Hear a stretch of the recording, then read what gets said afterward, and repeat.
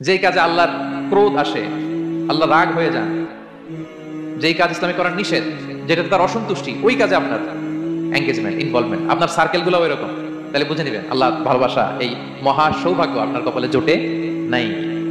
তাহলে এটা হচ্ছে একটা সিস্টেম। আল্লাহ আপনাকে ভালোবাসেন কিনা এভাবে বুঝবেন যে আপনি নিজেকে কোন কাজে ব্যস্ত রেখেছেন, একটু দেখুন, আপনি মিলাতে পারবেন। 2 নম্বর পদ্ধতি হচ্ছে এটা বোঝার যে তিনি আমাকে ভালোবাসেন কিনা, সেটা হচ্ছে পৃথিবীবাসী আপনাকে ভালোবাসে কিনা এটা একটু দেখেন।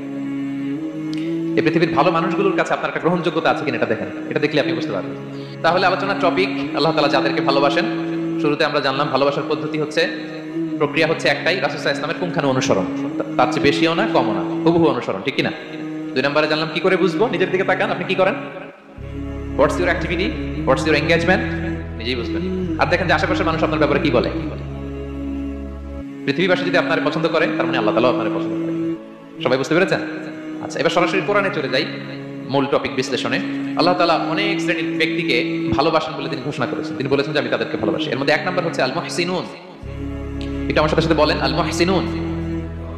মুহসিনুন মানে হচ্ছে যে ইহসান করে, মানে অন্যের প্রতি অনুগ্রহ দেখায়, অনুগ্রহশীল, অন্যের প্রতি দয়াশীল, অনুগ্রহশীল, এই সমস্ত বান্দাদের আল্লাহ ভালোবাসেন। আল্লাহ বলেন ওয়া আনফিকু ফি সাবিলিল্লাহি ওয়া লা তুলকু বিআইদিকুম ইলা তাহলুকা ওয়া আহসিনু ইন্নাল্লাহা ইউহিব্বুল মুহসিনিন। তিনি বলেন যে তোমরা আল্লাহর রাস্তায় দান করো আর নিজেরা নিজেদেরকে ধ্বংসের মুখে ঠেলে দিও না, আর তোমরা ইহসান করো অন্যের প্রতি, কারণ ইন্নাল্লাহা ইউহিব্বুল মুহসিনিন, আল্লাহ তাআলা মুহসিনিনদের ভালোবাসেন, মানে যারা অন্যের প্রতি অনুগ্রহ দেখায়, অন্যের প্রতি দয়া পরবশ, তাদেরকে আল্লাহ ভালোবাসেন। সুবহানাল্লাহি ওয়া বিহামদিহি। তাহলে পেয়ে গেলাম, মিলায় নেন যে অন্যের প্রতি সফট কর্নার, অন্যের প্রতি দয়া, অনুকম্পা, হেল্পিং হ্যান্ড, হেল্প করার মানসিকতা, অন্যের দুঃখে কাঁদা, এই মাইন্ডসেট, এই মেন্টালিটি আমাদের আছে কিনা একটু মিলিয়ে নেন। না থাকলে রিমাইন্ডার হিসেবে নেন যে আমরাও যেন মুহসিনুনদের কাতারে শামিল হতে পারি। ইহসান এটা অনেক বড় তাবাকার একটা আমল। ইবাদতেও ইহসান লাগবে, ইবাদতের বাইরে সামাজিক কর্মকাণ্ড, রাষ্ট্রীয় কর্মকাণ্ড, সব কাজে আল্লাহ তাআলা ইহসানকে আবশ্যক করেছেন। অনুগ্রহ, অন্যদের প্রতি অনুগ্রহশীল হওয়া। ইবাদতে ইহসানটা কেমন? সেদিন জিবরাইল আলাইহিস সালাম রাসূল সাল্লাল্লাহু আলাইহি ওয়াসাল্লামকে জিজ্ঞেস করেছিলেন যে ইয়া রাসূলুল্লাহ ফাখবিরনি আনিল ইহসান, ইহসান আবার কি, আমাকে একটু বলেন। তো ইবাদতে ইহসানটা কেমন? রাসূল সাল্লাল্লাহু আলাইহি ওয়াসাল্লাম বললেন যে ইহসান হচ্ছে আন তা'বুদাল্লাহা কাআন্নাকা তারাহু ফাইন লাম তাকুন তারাহু ফাইন্নাহু ইয়ারাক। তুমি এমন ভাবে ইবাদত করবে, তুমি ভাববে যে তুমি আল্লাহকে দেখছো, তুমি আল্লাহকে দেখে দেখে ইবাদত করতেছো, এরকম ভাবো না একটু। আর এটা ভাবতে যদি কষ্ট হয়, অন্তত এতটুকু তো ভাবো যে আল্লাহ তোমায় দেখছেন। এতটুকু ভাবা যাবে না?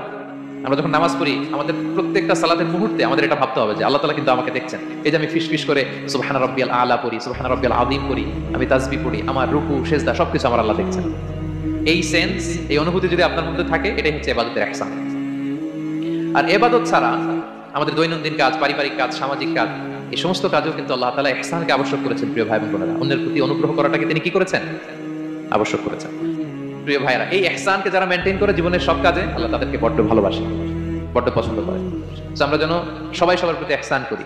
স্বামী স্ত্রীর প্রতি ইহসান করুন, স্ত্রী স্বামীর প্রতি ইহসান করুন, বাবা সন্তানের প্রতি, সন্তান বাবার প্রতি, পরিবারের সকল সদস্যদের প্রতি ইহসান করুন, কর্মচারীদের প্রতি ইহসান করুন, সহকর্মীদের প্রতি ইহসান করুন। মুমিন জীবনের প্রতিটি কাজে ইহসানের পরশ থাকবে, কারণ ইন্নাল্লাহা ইউহিব্বুল মুহসিনিন।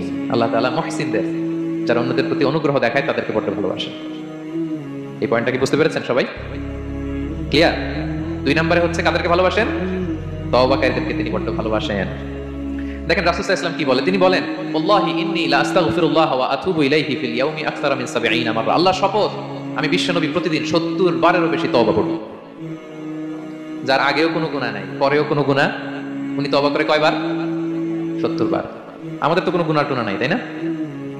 হ্যাঁ, আমাদের গুনাহ আছে নাকি? বস্তা ভরা। তো বিশ্বনবী যদি 70 বার তওবা করেন ডেইলি বেসিস, আমাদের করা দরকার কয়বার? যার যার কাছে ছেড়ে দিলাম, বলেন। 70,000 বার করা দরকার, ঠিক না? প্রিয় ভাইরা, তাওবা কি? তাওবা মানে ফিরে আসা আল্লাহর কাছে। ভুল করেছি, অনুতপ্ত হয়ে আল্লাহর কাছে ফিরে আসবে, এটার নাম তাওবা। To return back to your Lord, আল্লাহর কাছে ফিরে আসবেন। এই ফিরে আসাটাকে আল্লাহ খুব পছন্দ করেন। এখানেই শয়তান আর আমাদের মধ্যে পার্থক্য। শয়তান ভুল করে করছি তো করছে, এটার মধ্যেই সে অটল